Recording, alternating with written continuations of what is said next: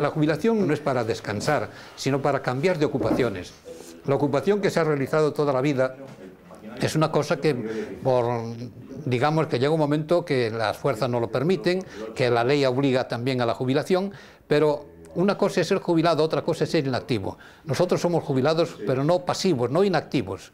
Y entonces creemos que siempre podemos realizar algún proyecto, alguna idea, mejorar, prosperar, estar al día, y todo eso son actividades que da esta inquietud que uno siente de que la vida no acaba con la jubilación. Pío ten 77 anos e traballa diariamente en SECOT, unha asociación de voluntariado de asesoramento empresarial na que leva xa 14 anos. Buenos días. Hola, buenos días. Mucho gusto. Buenas. Yo venía para que me ayudasen a hacer un plan de empresa. Es una empresa de confección para niños y premamá. Muy bien. Entonces lo primero que tenemos que hacer es un plan de empresa con una memoria y después hay que cubrir aquí unos impresos donde están todos los datos necesarios para hacer el presupuesto de inversión y hacer unas cuentas previsionales. La asociación funciona para ayudar a los emprendedores, jóvenes emprendedores o personas o empresas que no tengan una situación, en fin, demasiado boyante y que deseen asesoramiento sobre la forma, los primeros para crear esa empresa y los segundos para mejorar los resultados de la empresa. Eso es nuestra labor, de asesoramiento, exclusivamente de asesoramiento, pero naturalmente sin tomar decisiones que esas corresponden únicamente al empresario. SECOT aglutina na actualidade a 32 profesionais voluntarios en toda Galicia. Son persoas que tiveron responsabilidades en empresas e que agora prestan os seus servizos de forma totalmente altruista. Bueno, mi vida laboral se desarrolló exclusivamente en Caixa Nova, que antes era Caja de Ahorros y Montepiedad Municipal de Vigo, y casi toda mi vida laboral está dedicada a la obra social de la propia Caja. He sido directivo de la Caja en este sentido durante muchos años y al jubilarme pues me pareció que mi deseo de poder transmitir mis conocimientos, ayudar a quien pudiera necesitarlos, pues que me pareció que era una buena ocasión para ejercitarlos en el marco de SECOT. Esta idea de axuda desinteresada é o cerne da asociación creada en 1989. Conta con 20 delegacións repartidas por toda España, que agrupan a máis de 800 seniors, 800 persoas, que como a Pío atoparon na asociación unha saída ás súas inquedanzas. Cuando tuve conocimiento de la existencia de SECOT me pareció que era una cosa que iba muy bien con mi forma de entender la vida y las cosas, porque consistía en transmitir un poco mis conocimientos y mi experiencia a personas que pudieran utilizarlos en su vida empresarial. Dado que yo he tenido una cierta actividad en ese sentido, pues creo que estaba en condiciones, como otros muchos de los compañeros, en poder cumplir esta finalidad de ayudar a quien sin medios suficientes para recurrir a los servicios de una consultora profesional, que pudiera beneficiarse de nuestra experiencia y de nuestros conocimientos. Pío e os seus compañeiros reciben unha media de 70 casos mensuais, que se acercan a eles para demandar o seu maior activo, a experiencia. Hoy vengo por primera vez, pero por lo menos me ha quedado mucho más claro, gracias al señor que me lo explicó, pues mucho más claro las cosas, los pasos que tengo que seguir, qué clase de sociedad, si me conviene o no, y qué ayudas puedo solicitar, a dónde dirigirme. Y bueno, pues la verdad es que estoy mucho más centrada en lo que es todo este papeleo, porque lo que es la teoría y lo que quiero montar, eso lo tengo muy seguro, muy bien cimentado, pero de tener esta teoría, llevarla a la práctica, es lo que se me estaba haciendo un mar. Pío conciba a súa labor como axuda aos demais, como modo de porlle solucións aos problemas da xente que empeza, como xeito de facerlles máis doado a consecución dunha idea, dunha aposta de futuro. Pero Pío ten a plena conciencia de que eles tamén reciben moito a cambio. Bueno, nos aporta muchas satisfacciones de índole moral, digamos, en primer lugar porque nos permite o nos estimula para estar al día en nuestros conocimientos y mantener viva nuestra inteligencia como una gimnasia intelectual o mental.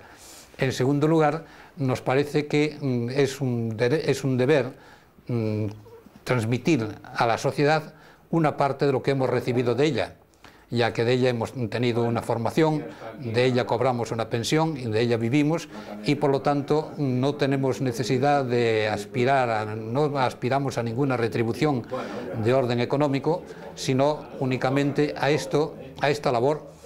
Y otra ventaja también es que nos permite estar en contacto con personas jóvenes, con lo cual en cierto modo nos rejuvenecemos.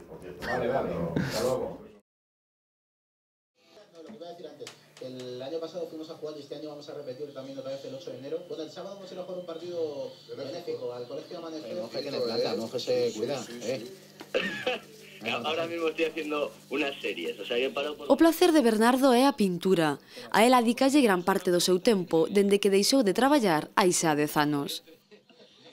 Mirar certas exposicións, por exemplo, cuadros de outros pintores, de outros aficionados, é unha cousa que me gustaba, era moi bonito, me parecían. E dixo, isto tamén o podo facer eu. E como me gusta facelo, pois empecé a facer algún dibujo, pintalo con lápiz e todo, e depois, sabes, con pintura tamén empecé a probar e vin que me salía cousa satisfactoria, e despois incluso fui a clases de pintura con profesores. E sí, pero de momento, claro, ainda vos sigo. Pero claro, non podo atender moito porque é iso, como dixen antes, de que o sedentarismo non me senta moi ben. E entón, como esta é unha cosa moi parada, entón tiño que atender máis a moverme máis, a ter máis ejercicio. E que a pintura hai que estar un parado para pintar. Moitos xubilados non conciben o traballo como un medio para gañar cartos, senón como unha retribución en sí mesma, un xeito de alcanzar o chamado benestar subxetivo. Trátase de seguir integrados na rede da sociedade, o que se asocia directamente cunha boa saúde mental e coa chamada alegría de vivir. Toda cousa de ocupación dá un pouco máis de vida ao corpo, síntese un máis útil. É máximo que sea unha cosa desas así. Cando fai unha cosa que lle gusta, ten dos placeres un tempo. Bernardo ten 66 anos. Traballou no mar toda a súa vida. Primeiro en Holanda, onde estivo 6 anos, e xa despois en Galicia. Agora, por motivos de saúde, ten que compaxinar o exercicio físico coa pintura. A súa gran paixón, aínda que non a única. O caso é manterse ocupado. Empecé a pintura porque me gustaba, porque é unha cosa que me... Non estar parado nunca, ter algún hobby que facer, ter entretenimentos. Me apunto para a gimnasia, apuntome para cante, apuntome para todo. Canto en 2 grupos, non canto máis porque non podo. Bernardo non pinta para gañar cartos, de feito os seus cadros non se venden. O que acada cada vez que se pon a pintar é algo moito máis importante, algo máis vital. Sí, porque dá unha satisfacción a un sentirse útil, mentre se pode, mentre hai salud. E ademais tamén hai unha cousa que ten unha especie de non vou dicir orgullo, pero satisfacción, sí, de presentarse así con cousas que un fai despois de vello aínda, de vello non que somos usado. Entón, eso non satisfalle cando lle piden levarlos a unha exposición. Non debemos esquecer que diversos estudos parecen demostrar que o adecuado empleo do ocio das persoas maiores inflúen máis sobre a percepción de satisfacción na vida que outros factores como os ingresos, a educación ou os traballos anteriores. A realidade é que as persoas son felices cando controlan, é dicir, cando se sinten capaces de satisfacer as súas necesidades e alcanzar as súas metas, por medio do esforzo, a vontade e o talento creativo.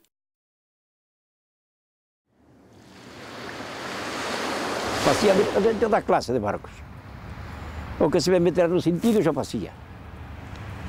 Eu, com mirar agora um barco por aí pelo mar, já sabia o que tinha que fazer depois.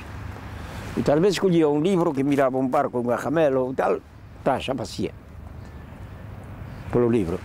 Todo sacaba por aquí, por a cabeça. Antonio fala con orgullo e con nostalgia dos tempos nos que a saúde lle permitía facer maquetas de barcos. Agora a vista xa non é a mesma, nin tampouco as forzas, pero si o son as ganas, a ilusión, a satisfacción de mostrar o que lle gusta facer, o que o entretén nas tardes longas.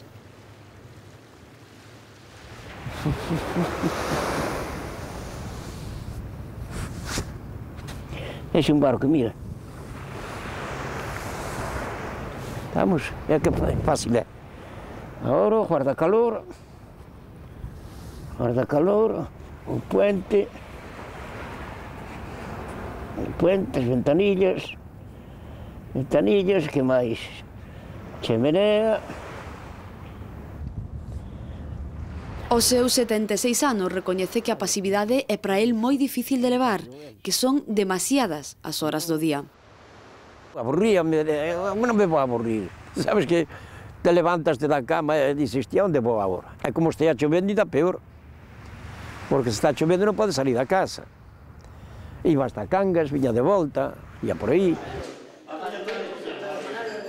Os barcos de Antonio están expostos por toda a comarca. Son mostras claras da súa habilidade e, sobre todo, da importancia de contar cun hábito que permita que o paso a xubilación non sexa ás veces tan duro. Eu sempre dixen que a miña vida non é esta, de facer barcos. Eu non como a conta disto, isto é un relax, é un pasar o tempo. Entendes? Porque, home, se vivira daquilo, tiña que cobrar, non comprendes? Pero eu non vivo disso, nem vivín. Facía favores así. E toda a familia ten barcos. Todos.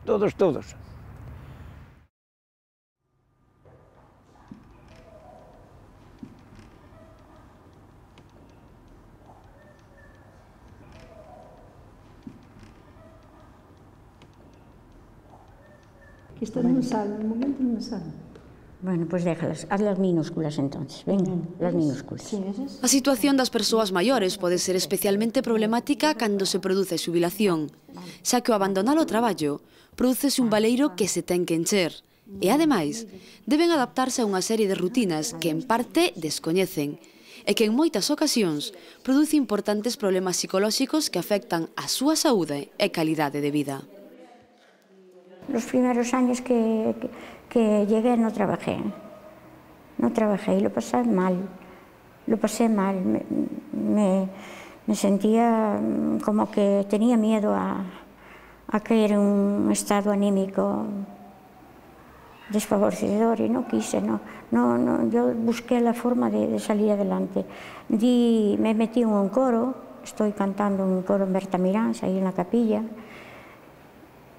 Me buscaron para la Asociación de Vecinos de San Juan de Ortoño, estoy también colaborando, soy secretaria, pero eso no me llenaba todo, había mucho tiempo libre, que yo estaba con la cabeza vagando.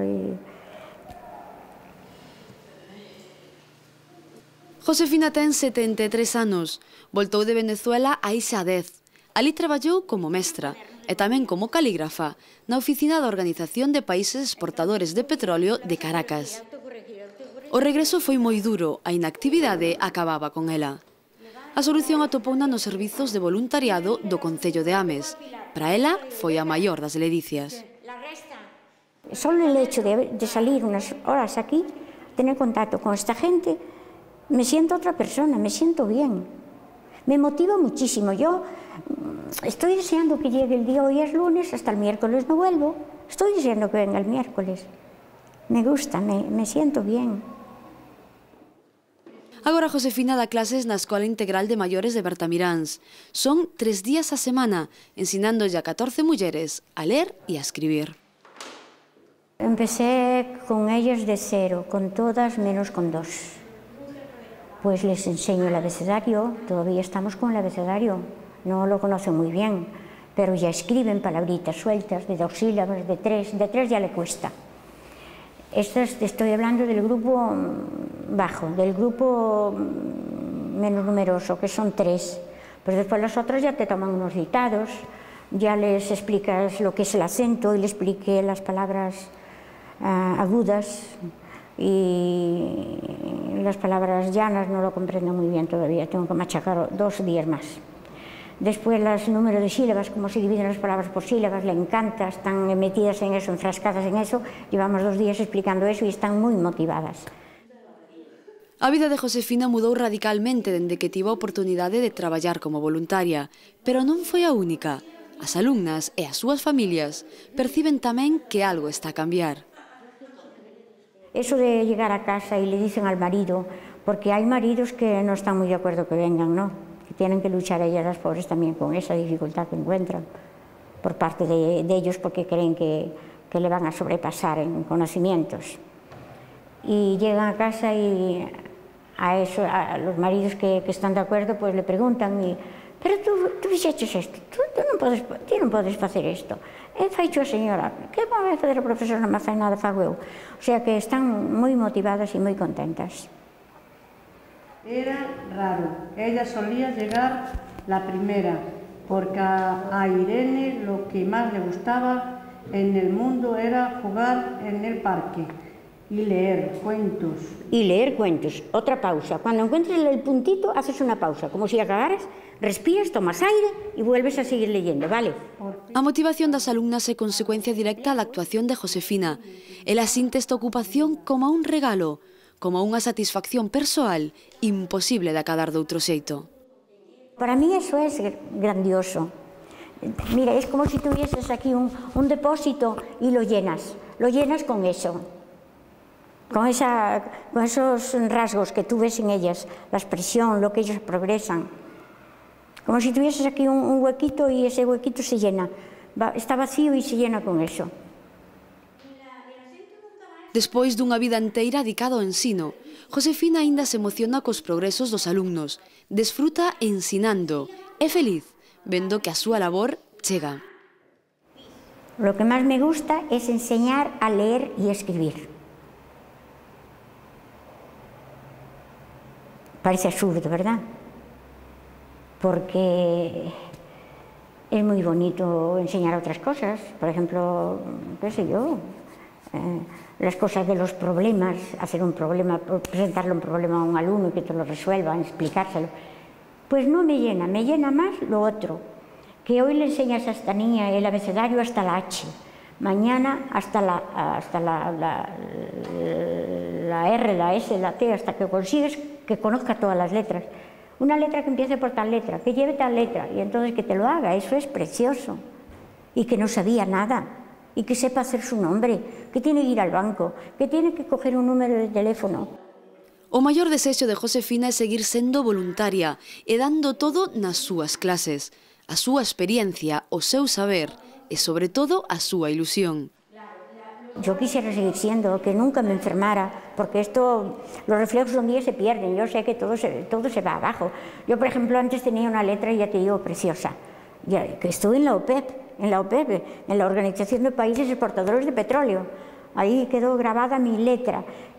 Y ver aquella letra y ver la que tengo hoy, pues no. Creo que perdí mucho, pero de todos modos, pues llegará un día en que no pueda ni hacer letra ni hacer nada, y entonces en eso pues tendré que sucumbir. Pero mientras pueda, adelante. Estoy muy contenta.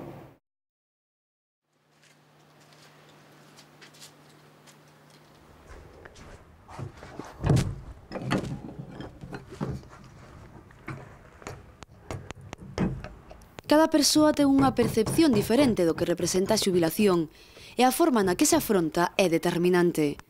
É preciso concebir a xubilación como o inicio dunha etapa na que realmente se pode ter unha calidade de vida moi elevada. Despois de moitos anos de sacrificio, as obrigas son poucas e con máis tempo disponible pódese desfrutar de amigos, familia e afeccións. De feito, segundo os estudos realizados por médicos e psicólogos neste senso, polo xeral as persoas que contan con moitas afeccións son as que menos problemas teñen para adaptarse a esta nova etapa. Bueno, esta é unha cañota de carballo. Esta é unha cañota de carballo que está enterrada no suelo. Bueno, ao arrancala, Sabedes que normalmente no monte pois está o podrido, está tal, bueno, pois despois hai que poñela a secar e quitarlle todo o que é malo, todo o podrido. Despois o que queda duro, digamos, non fuerte, para durar todo o que se ve aí, bueno, pois se lle ve unha postura que, non sei, que parece algo, non? Pois collese e vas deixando hasta que terminas. Facer tallas coas raíces das árbores é a afección de José, un traballador de Citroën xa retirado. Para estas esculturas utiliza raíces de todo tipo, de pino, de carballo, de froiteiros. Todas son válidas para darlle forma. Empecinas por unha curiosidade bastante anecdótica, que foi como se diría, nun discurso que había nun sitio, un señor tiña un bastón cunha cabeza que parecía dun cabalo, e el mismo me dixo a min de que había feito dunha raíz de roble, unha raíz de roble, a empuñadura se entende, non? Entón, claro, eu un día, pois, fun ao monte e tal, e mirei, tal, me gustou, unha delas é esa do cabalo, esa que está aí. Empecé así, a facer. José xa leva feitas preto de 200 pezas de diversos tamaños, que expuxo en varias ocasións. Nunca quiso vendelas, só regalalas aos máis achegados. Para él, estas pezas son o xeito de darlle saída ao seu tempo e á súa creatividade. O que suelo, a veces, moitas veces, que suelo pasar por sitios que están, como, por exemplo, agora cando están facendo os edificios aí, e suelo pasar e dar un vistazo, non? Porque se hai algo, pero en pequeno, algo que poida coller eu coas mans e traelo, non xa non deso, a nivel grande xa non quero, porque non vou a vir cargado con elas, eso non, a ese tema non. Agora, a nivel pequeno, pois sí, ainda teño algunhas que fixen aí, en aquelas que están ali naquela esquina, que as fixen estas semanas pasadas, os meses pasados. Son pequeniñas, pero son cousiñas que aparentan, figuras que se poden mirar. Ahora, de ponerme de cheo a facer eso, non. Nin penso tampouco en que sea unha forma de, non sei, de vivir del, non. Nunca o pensei tampouco. Me gustou como eso, pasatiempo, invertir a vida miña neso, e dai non me aparto.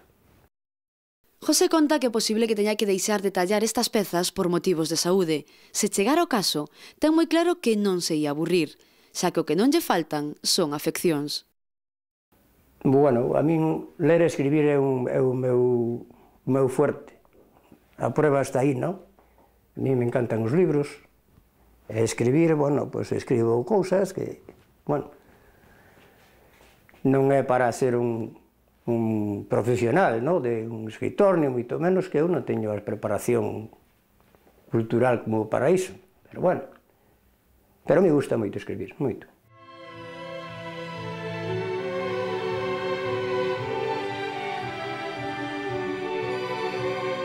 Depende só de nós mesmos que a xubilación se convirta nun premio ou nunha condena. É só cuestión de saber enfocar unha nova etapa, que pode resultar chea de ledicia e entretemento, ou pode representar o declive dunha vida entregada ao traballo. É cuestión de elexir, cuestión de vontade.